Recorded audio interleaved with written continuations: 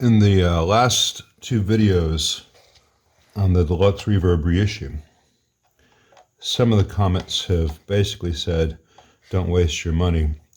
The amps are utter pieces of crap.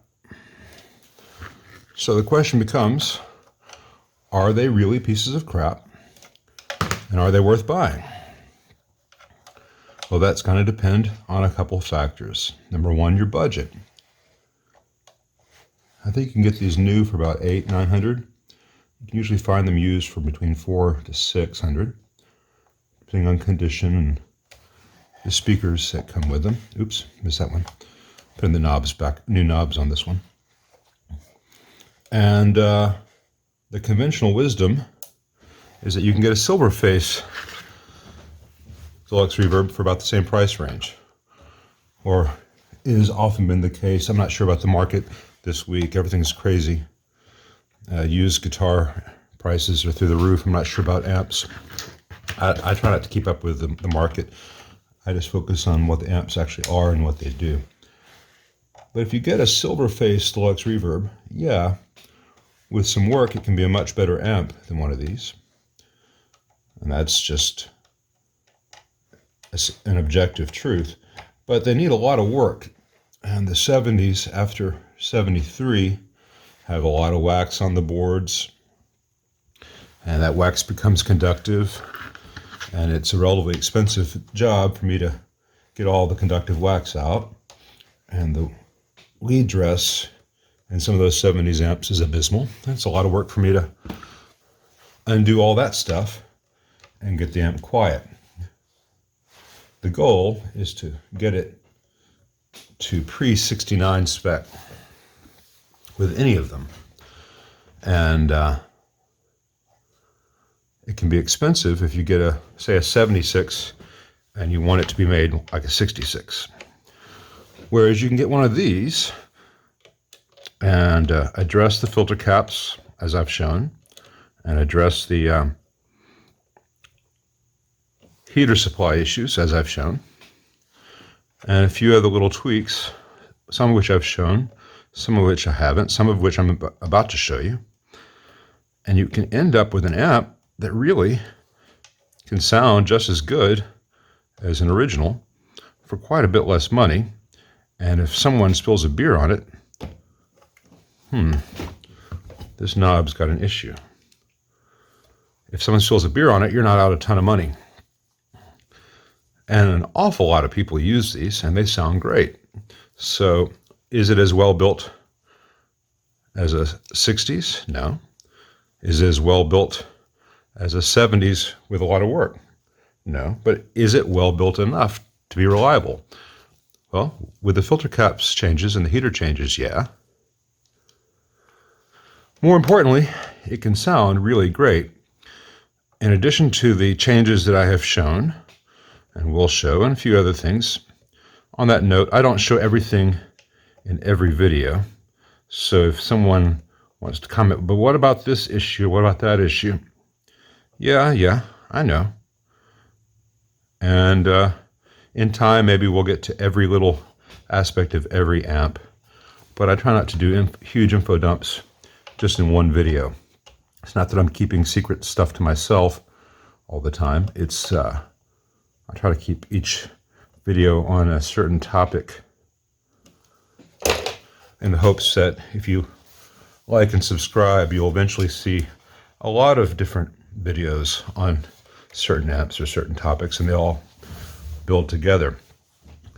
But one of the biggest issues with these amps is that the majority of them have really terrible speakers. This is an early one. You can tell by the cream board. 1993 date there. This amp's from not long after that.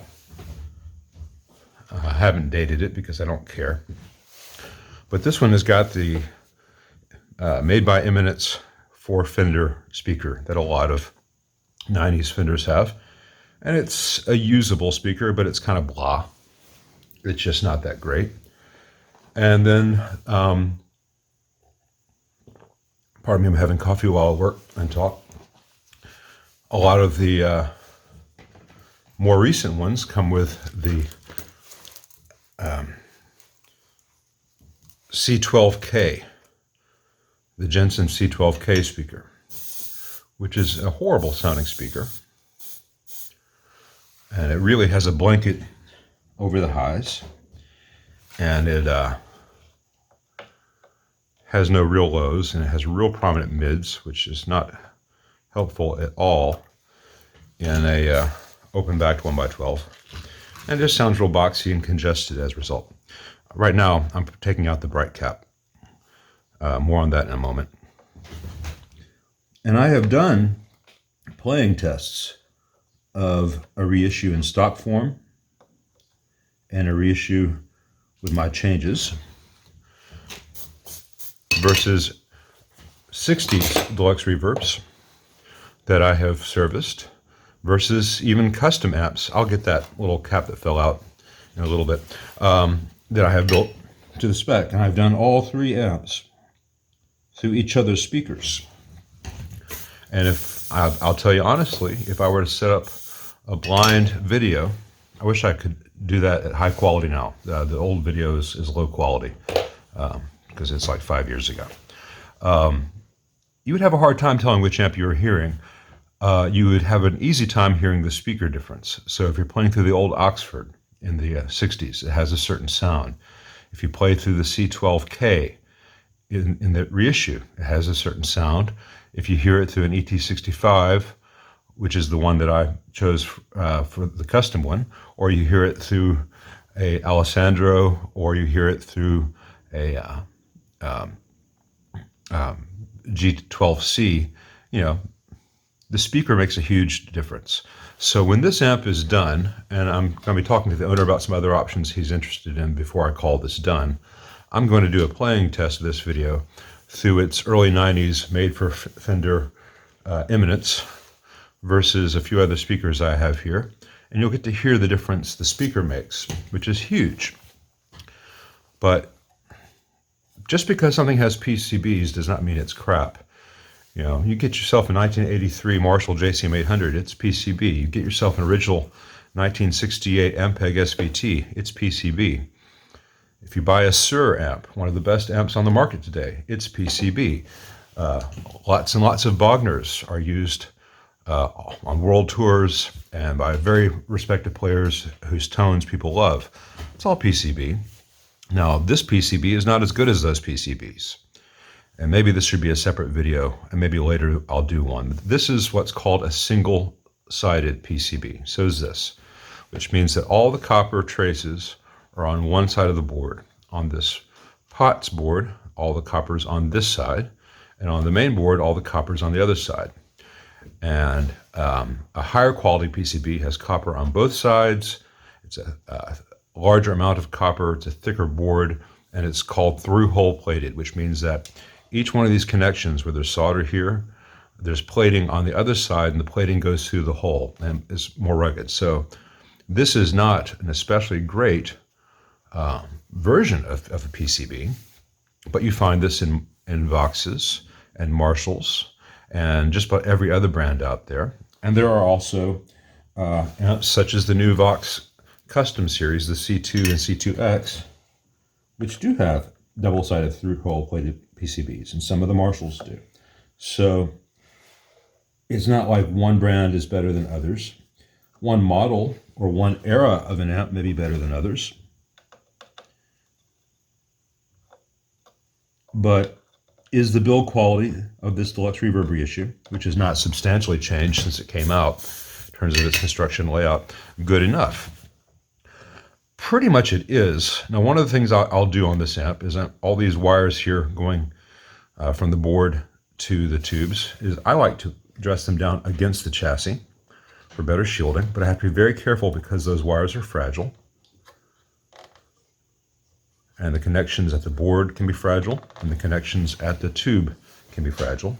And you'll see on later ones that they put some spooge, some hot glue, or some other adhesive on the board so the wires don't pull out. And once I get all these laid down, I'm actually going to do that because it doesn't take me very long to do. It's just a little bead of silicone. Silicone, not silicon. Yeah, I know the difference. Sometimes I misspeak. And it will reduce the stress on these connections. So I don't want to do this too many times or too often. I want to do this once and zap it down. And once I get this secure, I may play with the lead dress in terms of separation, though there's usually not an issue here. But I wanted to get those green wires, the grids, away from the heater wires. Now, on that note of grid wires, before I glue anything down on this amp, I'm going to disconnect this grid wire.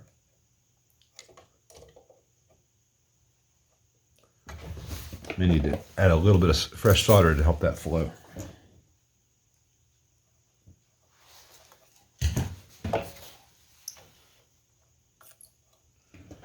And I'm going to snip it off right here, because this Deluxe Reverb reissue, it's the same for this early version and the newer ones, runs the trace from the wiper of the volume pot on the vibrato channel through this board, past all these other stuff, through this ribbon cable, and then to here.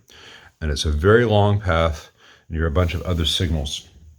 And you can actually get, well, it's not that you can get, you do get an artificially high noise floor doing that. So I'm going to do something very simple, which will lower the noise floor of this channel.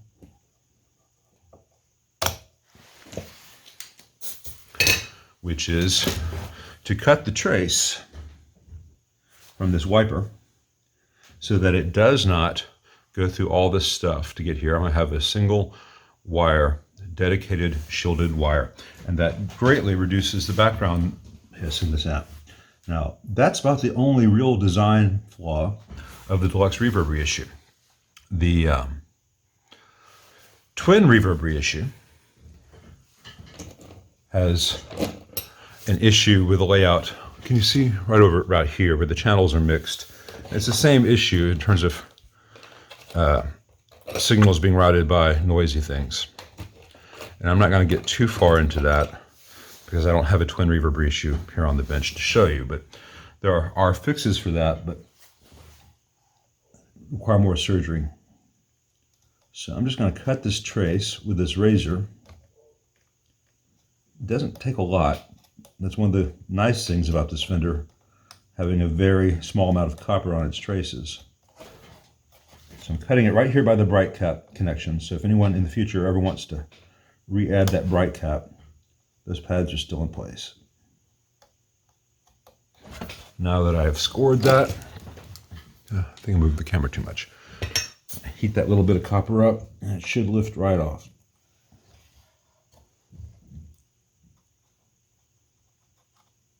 Yeah.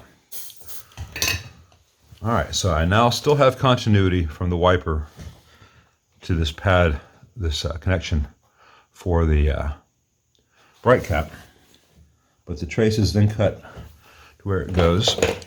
I've got some flux all in this area. Before I do anything else, I'm gonna get this flux off. So give it a very gentle scraping. I'm gonna do this entire area where I've got flux. Some of the flux is mine, some of it was from previous techs work, reflowing solder joints, which is pretty typical on these.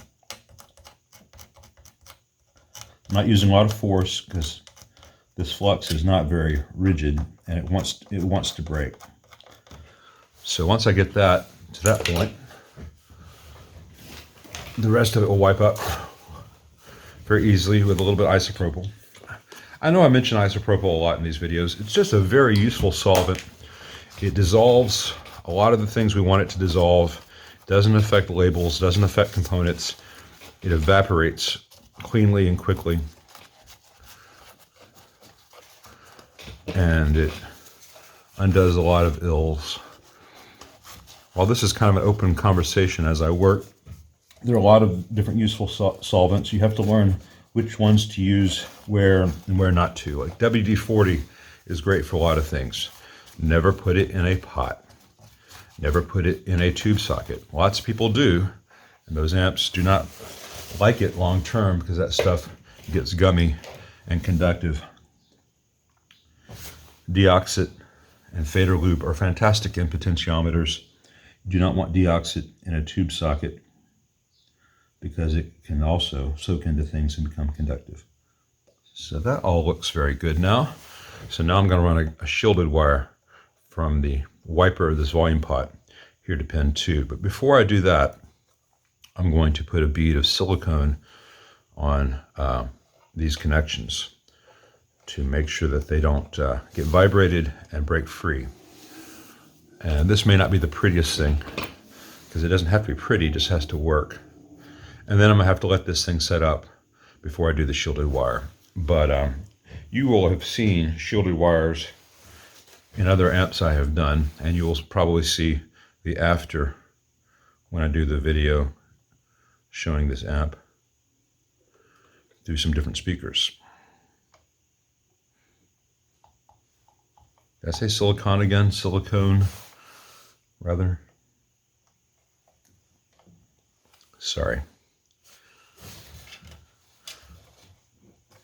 I don't have an reason to say it very often as I'm not a plastic surgery. So silicon versus silicone.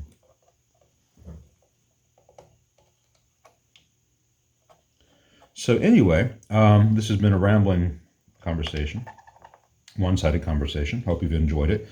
At the end of the day, these are good amps. They can be improved, as I'm hopefully showing. In terms of the tone, there's no real reason for them to sound bad at all. In fact, they don't sound bad. Does a 60 sound better? Most of the time, yeah, and is a more rugged amp. A 70s is a more rugged amp, but needs a lot of work to sound good, typically, just because of the way they age. And also the post-72 Fender cabinets. I'm not a fan of the construction where they dadoed in and glued in the front baffle. At the same time, that baffle is essentially MDF, and they deteriorate a lot. So I much prefer the pre-72 screwed-in baffles, because that way if something goes wrong with the baffle, as happens, it's easy to replace. Again, this is a wide-ranging, free-form set of thoughts as I work. So I don't think these are crappy amps. I think there are a lot of people who use them and make good music with them, and there's no reason to sneer at them. And just making sure I haven't missed anything while I have this open and I'm still talking. It's real easy for us to get in the judgment game on things that aren't very expensive. You know, oh, that guitar is not very good. You know, you should check out the custom shop. Blah blah blah blah blah. Well, I've got some very expensive guitars, as you might have seen. I also have a Squier. I've got a Gibson acoustic that is very valuable and extremely well made. And I've got an Eastman acoustic, which is not that expensive. It's $1,000, not too expensive for a good acoustic, but it's a fantastic guitar. So this amp can be made to sound fantastic and can last a long time. So there's no reason to turn up your nose at this. And I'm sure that a pro player is going to sound better through one of these than I will through a 64 in immaculate condition. It's just the way of the world. So, in defense of this cheap amp, this is not a bad cheap amp, but the stock speakers suck. It occurs to me that I did not, in fact, get back to the issue of the bright cap here, which I removed. It's a 47 picofarad bright cap across the treble pot. Larger black panel Fenders typically had a bright switch, either no cap or 120 picofarad. The Deluxe Reverb just had a fixed 47 picofarad cap. And most players tend to prefer it without that cap. The amp has got plenty of treble without it, and it takes overdrive pedals a lot better without that. There's tons of stuff on the forums about that. Now, because the stock amp is very bright, I think It's one of the reasons people don't realize how blanketed the C12K speaker is, because without that bright cap, the amp can be a little bit dark because the speaker has very little high end. I think it's also one of the reasons people like putting the Cannabis Rex speakers in these, because that's also a dark speaker and it offsets the bright cap. I prefer to remove the bright cap and have a full range speaker which is not dark but not piercing. Everything to taste. So if you have an amp with a C-Rex, you probably do want that bright cap left in place. Personally, I'm not a fan of the C-Rex, but that's purely subjective, me as a player. But most players whose Deluxes I've worked on in Memphis, professional players, do tend to prefer no bright cap and to have a more balanced speaker. But again, that's the realm of the subjective. Anyway, I spoke to the owner of this amp, and he agreed about the bright cap, so it is gone, though it still has the solder there. You can also see I added a little bit of clear nail polish right there where I cut that trace, just so the copper edges of that cut trace don't oxidize. The rest of the copper traces in the amp have this coating to keep that from happening. But when I exposed the edges by cutting it, that could lead to oxidation of the copper, so hence the nail polish.